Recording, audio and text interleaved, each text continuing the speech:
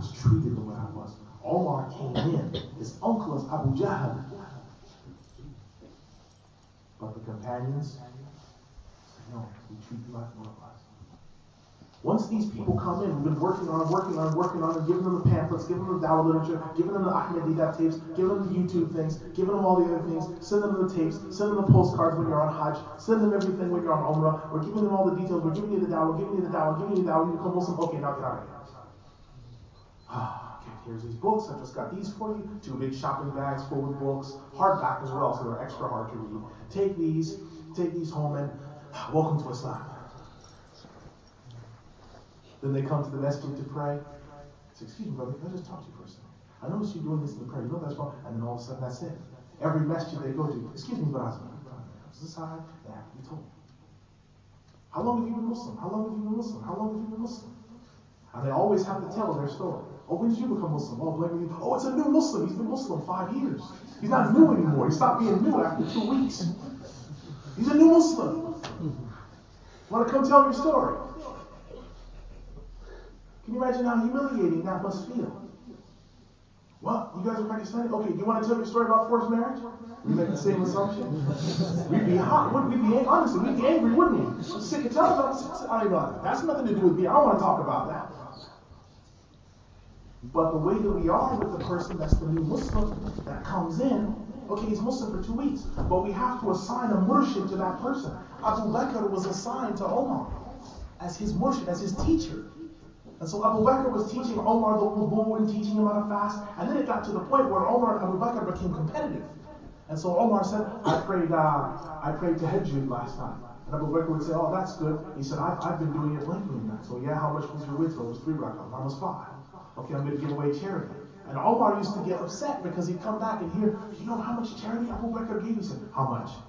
And he would be told how much, and he knew that he didn't have enough to give.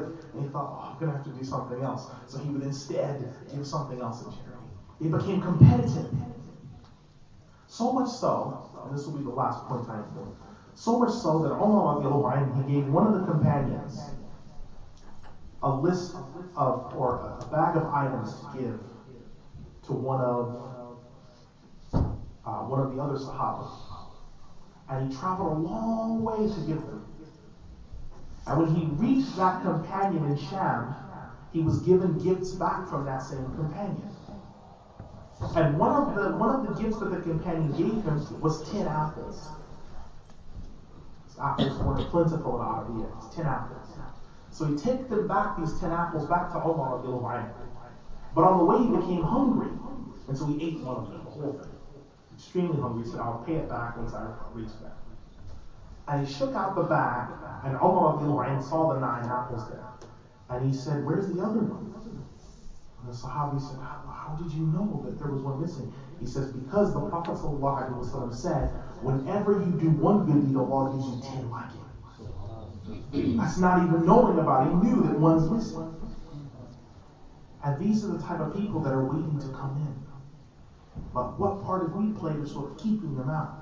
The third and final thing that we learn about Umar is that sometimes the people that are veterans aren't the ones that make the biggest impact. Umar, he just came into the religion after not, he hadn't been in the religion as long as Abu Bakr and others had. Look at the impact he made. The Muslims were able to pray out in front, they were able to go to the Kaaba in front. When they made the Hijrah, Umar, he had 10 of the weaker companions come with him, and he rode on his camel next to them and said, no one's going to do anything. And he had his bow and arrow on one shoulder and his sword on the other. And nothing happened.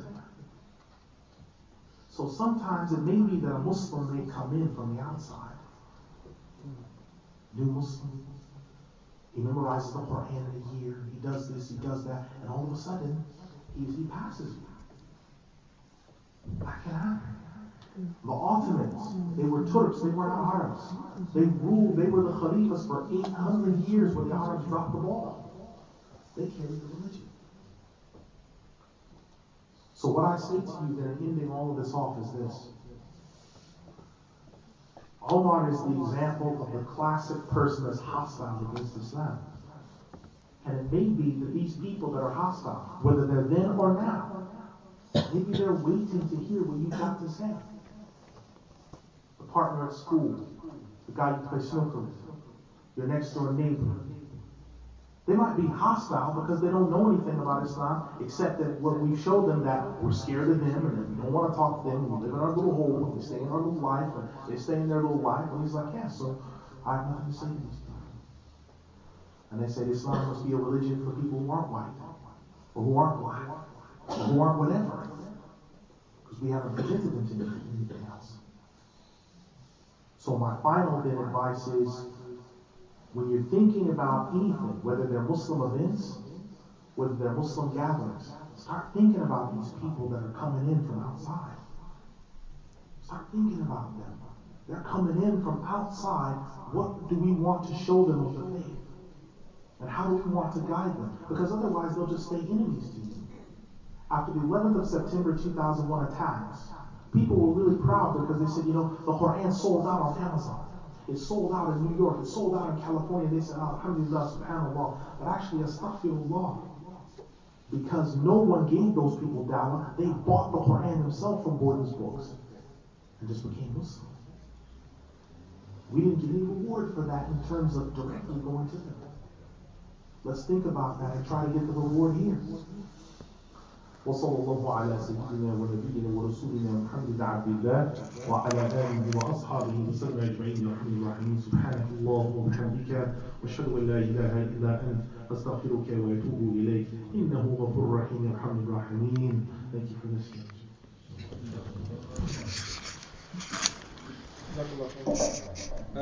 Salah will be at 1:30 inshallah. If brothers could make sure eat before you go. And so use that door at the back because there are some sisters there. So just if you can make your way upstairs, please, and little pizzas, enjoy yourself, inshallah. And Jazakallah, I would like to thank Mulana Tufayl and everyone else who came in and took part in the event. And inshallah, this will be an ongoing thing.